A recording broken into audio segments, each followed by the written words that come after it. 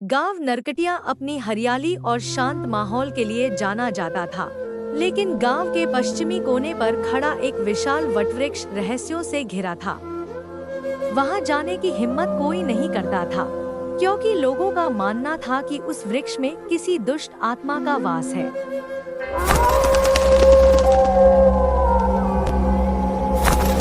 बुजुर्गों की माने तो यह कहानी 100 साल पुरानी थी। गांव में एक स्त्री थी, रुक्मिणी, जो अपनी सुंदरता और भलमनसाहत के लिए जानी जाती थी। लेकिन उसका पति अचानक किसी अज्ञात बीमारी से मर गया। गांव वालों ने उसे अपशगुनी मानकर अछूत बना दिया। जब गांव में फसलें खराब होने लगी और मवेशी मरने लगे, तो लोगों ने इसका दोष रुक्मिणी पर डाल दिया। गांव के तांत्रिक बैजनाथ बाबा ने घोषणा की कि रुक्मिणी एक डायन है और उसे मारना होगा, वरना गांव तबाह हो जाएगा। भीड़ ने उसे पकड़कर गांव के वटवृक्ष के नीचे बांध दिया और जिंदा जला दिया। उसकी चीखों ने आसमान हिला दिया और मरने से पहले उसने श्राप दिया, तुम सबकी संतानें इसी वृक्ष के नीचे मिट जाएंगी और इस गांव का अंत होगा। मैं दोबारा यहाँ आऊंगा और किसी को जिंदा नहीं छोड़ूंगा, सब मरेंगे। रुक्मिणी की मृत्यु के बाद से गांव में भयावह घटनाएं होने लगी। हर पूर्णिमा की रात कोई न कोई व्यक्ति अचानक लापता हो जाता। बच्चों का बिना किसी कारण दम घुटने लगता। कुछ लोगों ने कहा कि उन्होंने रात में वटवृक्ष के पास एक औरत को देखा था, जिसके जलने के निशान अब भी दिखाई देते थे।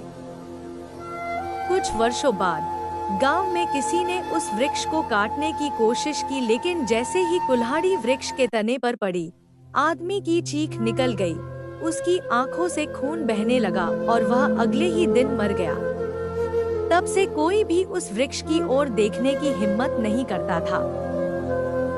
वर्षों बाद गांव के 3 साहसी युवक रामू, हीरा और गोविंद ने इस रहस्य से पर्दा उठाने का निश्चय किया। वे गांव की बातों को अंधविश्वास मानते थे। एक रात वे मशालें लेकर वटवृक्ष के पास पहुंचे। जैसे ही उन्होंने पेड़ के चारों ओर घूमना शुरू किया, हवा अचानक ठंडी हो गई और हर दिशा से रुक्मिणी की चीखें गूंज उठी।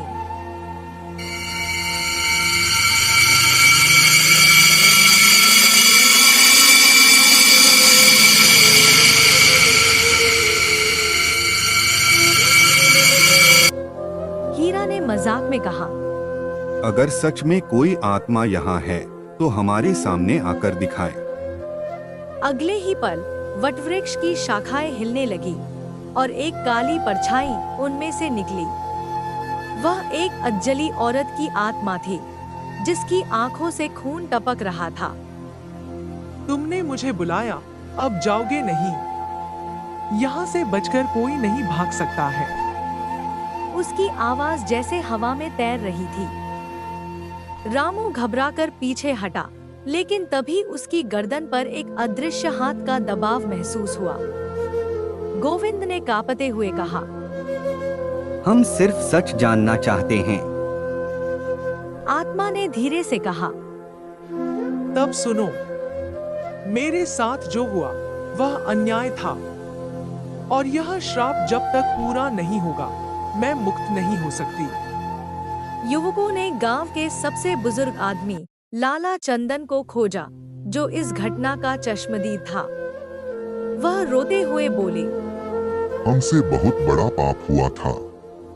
वह गांव के निर्दोष लोग थी। इकट्ठा हुए और गांव के पहली बार लोग उन्होंने इकट्ठा हुए रुक्मिणी की और आत्मा पहली से बार क्षमा उन्होंने मांगी। रुक्मिणी की आत्मा से गांव क्षमा के मांगी। पंडितों ने एक बड़ा यज्ञ गांव के किया और पंडितों ने उसकी एक आत्मा बड़ा की यज्ञ शांति किया के लिए और प्रार्थना उसकी की। आत्मा यज्ञ की शांति के लिए प्रार्थना की। यज्ञ की अग्नि में जलते हुए घी की ज्योतियां अचानक विशाल हो गईं और हवा में एक करुणामयी सिसकी गूंज उठी।